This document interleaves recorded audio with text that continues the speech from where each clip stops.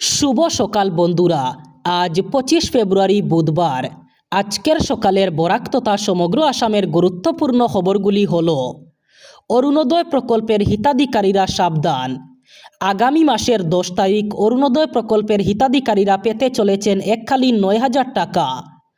তবে ওই টাকা থেকে বঞ্চিত হতে পারেন অনেকেই। তার কারণ অনেকের আধার কার্ড এবং ব্যাঙ্ক অ্যাকাউন্টের মধ্যে নাম মিসম্যাচ অর্থাৎ নাম মিল নেই। এই সিস্টেমে অ্যাকাউন্টে টাকা ক্রেডিট নাও হতে পারে।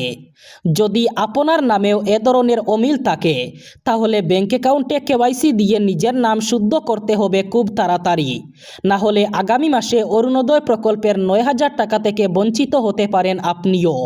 নির্বাচনী প্রস্তুতি তো অনেক আগেই শেষ হয়েছে। এবার প্রার্থী বাছাই প্রক্রিয়া প্রায় সম্পন্ন হওয়ার কথা ঘোষণা করলেন মুখ্যমন্ত্রী হিমন্ত বিশ্ব শর্মা। গৌহাটিতে দাঁড়িয়ে মুখ্যমন্ত্রী বলেন, 80টি আসনে বিজেপির প্রার্থী তালিকা তৈরি। দিল্লিতে গেলেই প্রার্থী তালিকা চূড়ান্ত করার সিদ্ধান্ত নেওয়া হবে। এই পরিস্থিতিতে কংগ্রেসের কোনো বিধায়ক বিজেপিতে যোগদান করলে তাকে টিকিট দেওয়া যে সম্ভব হবে না তাও স্পষ্ট করে দিয়েছেন মুখ্যমন্ত্রী। এদিন সাংবাদিকদের মুখ্যমন্ত্রী বলেন, প্রার্থী বাছাই প্রক্রিয়া নিয়ে বিজেপিতে কোনো প্রতিবাদ নেই কোনো অসন্তোষ। ইতিমধ্যে 80টি কেন্দ্রের প্রার্থী তালিকা তৈরি করার কাজ সম্পন্ন হয়েছে। বাদবাকি আসনগুলো নিয়ে মিত্র দলগুলোর সঙ্গে আলোচনা হবে। এনডিএর স্বার্থে প্রয়োজনে 2টি আসন হ্রাস করা হতে পারে। অর্থাৎ মুখ্যমন্ত্রী স্পষ্ট বুঝিয়ে দিয়েছেন, এবারের নির্বাচনে 75টির বেশি আসনে প্রতিদ্বন্দ্বিতা করবে বিজেপি। অবশেষে রাইজোর দল ও কংগ্রেসের মধ্যে জোট চূড়ান্ত হয়েছে। কংগ্রেসের একটি বিশেষ সূত্র জানিয়েছে, অখিল গগৈ যে 2টি আসন নিয়ে মতবিরোধ ছিল সেই বিষয়ে দল 2 সমঝোতায় পৌঁছেছে। নাওবৈচা এবং দিং বিধানসভা আসনকে কেন্দ্র করে 2 দলের মধ্যে দীর্ঘদিন ধরে জটিলতা চলছিল। তবে শেষ মুহূর্তে জোটের স্বার্থে কংগ্রেস এই 2টি আসন রাইজোর দলকে ছেড়ে দিতে সম্মত হয়েছে বলে জানা গেছে। যদিও এই বিষয়ে এখনও পর্যন্ত 2 দলের পক্ষ থেকে আনুষ্ঠানিক ঘোষণা করা হয়নি। কংগ্রেসের কেন্দ্রীয় নেতৃত্ব তথা এআইসিসি এখনও আসন বণ্টনের চূড়ান্ত তালিকায় সিলমোহর দেয়নি। অন্যদিকে অসম জাতীয় পরিষদের সঙ্গেও মরিগাঁও ও ধেমাজি আসন নিয়ে অনুরূপ পরিস্থিতি তৈরি হয়েছে।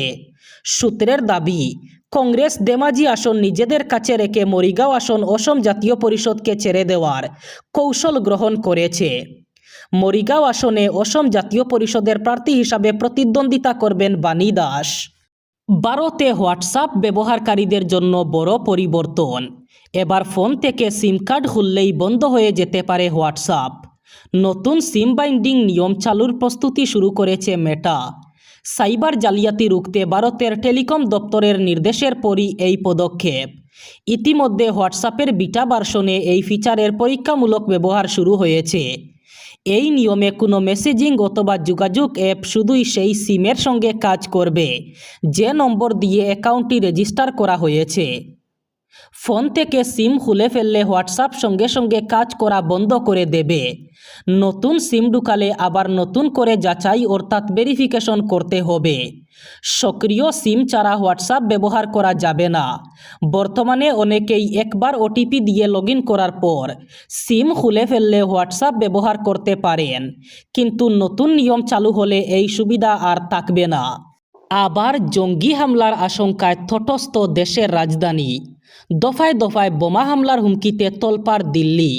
একাধিক স্কুলে বিস্ফোরণের হুমকির রেশ কাটতে না কাটতেই এবার সরাসরি লালকেল্লা এবং দিল্লি বিধানসভা ভবন উড়িয়ে দেওয়ার হুমকি বার্তা এলো। ঘটনায় চরম চাঞ্চল্য ছড়িয়েছে প্রশাসনিক মহলে। তড়িঘড়ি লালকেল্লা সহ দেশ জুড়ে জারি করা হয়েছে হাই অ্যালার্ট। পুলিশ সূত্রে খবর, এদিন দিল্লির বিধানসভার অধ্যক্ষের কাছে একটি ইমেল আসে। ওই বার্তায় দাবি করা হয়েছে, লালকেল্লা এবং বিধানসভা ভবন বোমা মেরে উড়িয়ে দেওয়া হবে। বার্তা পাওয়ার পরেই যুদ্ধকালীন তৎপরতায় অভিযানে নামে দিল্লি পুলিশ ও বম্ব ডিসপোজাল স্কোয়াড। কড়া নিরাপত্তায় মুড়ে ফেলা হয় ঐতিহাসিক লালকেল্লা চত্বর। যদিও দীর্ঘ তল্লাশিতে এখনও পর্যন্ত সন্দেহজনক কিছুই মিলেনি। 26-এর বিধানসভা নির্বাচনের জন্য সম্পূর্ণ প্রস্তুত অসম জাতীয় পরিষদ। বিধানসভা নির্বাচনের জন্য প্রথম প্রার্থী তালিকা প্রকাশ করল এজেপি। কোন কোন সমষ্টিতে কাকে প্রার্থী করা হয়েছে সম্পূর্ণ বিস্তারিত জানিয়েছে অসম জাতীয় পরিষদ। খুয়াং আসনে লুরিনজ্যোতি গগৈ, শদিয়া আসনে জগদীশ ভূঁইয়া, ডিব্রুগড়ে মৈনাক পাত্র, সরুপতারে জীবন চুটিয়া, বরমপুরে রাজেন গুহাই, বিন্নাকান্দিতে রেজাউল করিম চৌধুরী, গৌহাটি কেন্দ্রে কমল নারায়ণ চৌধুরী, মরিগাঁও কেন্দ্রে বাণী দাস, মাহমরা কেন্দ্রে মানিক গগৈ এবং ধেমাজি কেন্দ্রে চিত্তরঞ্জন বসু মাতারি। সেই সাথে রাইজোর দল এদিকে 10টি সমষ্টিতে প্রার্থী চূড়ান্ত করে ফেলেছে। জানা গেছে শিবসাগরে অখিল গগৈ, দিশপুরে রমেন বরঠাকুর, পূর্ব গোয়ালপাড়ায় আব্দুল রশিদ মণ্ডল, মন্দিয়ায় শেরমান আলী আহমেদ, চিচিবরগাঁওয়ে দুলাল বড়ুয়া, মার্গেরিটায় রাহুল ছেত্রী, আলগাপুর কাটলিচেরায় জহির উদ্দিন, বরছলায় অলোকনাথ, দলগাঁওয়ে আজিজুর রহমান, ডিমৌয়ে দৈর্ষ কুঁয়র, নৌবৈচাত হরিবান্ত দাস এবং দিঙ্গে মেহবুব মুক্তার। পবিত্র রমজান মাস শুরু হওয়ার সঙ্গে সঙ্গেই বাজারে নিত্য প্রয়োজনীয় দ্রব্য সামগ্রীর দাম আকাশচুম্বী হয়ে উঠেছে।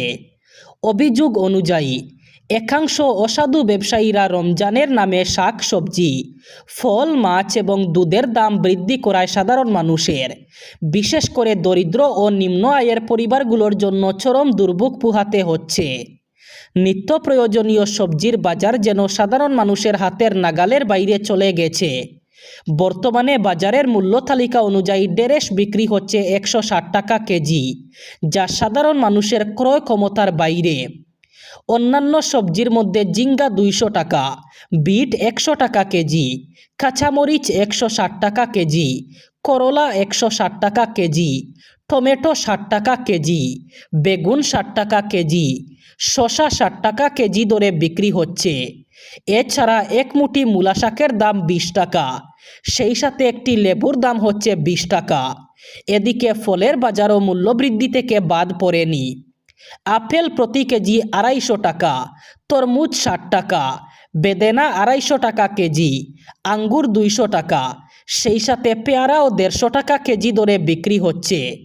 রোজাদারদের ইফতার ও সেহরির অন্যতম উপকরণ দুধ ও মাছের দামেও অস্বাভাবিক বৃদ্ধি করা পরিলক্ষিত হচ্ছে, যা দরিদ্র পরিবারের লোকদের মনে ক্ষোভের সৃষ্টি হয়েছে। এবার বরাক উপত্যকার 3 জেলার আজকের আবহাওয়ার খবর। আজ 25 ফেব্রুয়ারি বুধবার বরাক উপত্যকার 3 জেলায় হালকা গরম থাকার সম্ভাবনা। আজ শিলচর কাছাড়ে সর্বোচ্চ তাপমাত্রা থাকবে 29 ডিগ্রি সেলসিয়াস এবং সর্বনিম্ন তাপমাত্রা থাকবে 17 ডিগ্রি সেলসিয়াস। শ্রীভূমি করিমগঞ্জে আজ সর্বোচ্চ তাপমাত্রা থাকবে 29 ডিগ্রি সেলসিয়াস এবং সর্বনিম্ন তাপমাত্রা থাকবে 17 ডিগ্রি সেলসিয়াস। একইভাবে হাইলাকান্দি জেলায়ও আজ সর্বোচ্চ তাপমাত্রা থাকবে 29 ডিগ্রি সেলসিয়াস এবং সর্বনিম্ন তাপমাত্রা থাকবে 17 ডিগ্রি সেলসিয়াস। এই ছিল আজকের সকালের গুরুত্বপূর্ণ খবরগুলি। ভিডিওটি অবশ্যই লাইক করবেন এবং চ্যানেলটি সাবস্ক্রাইব করবেন।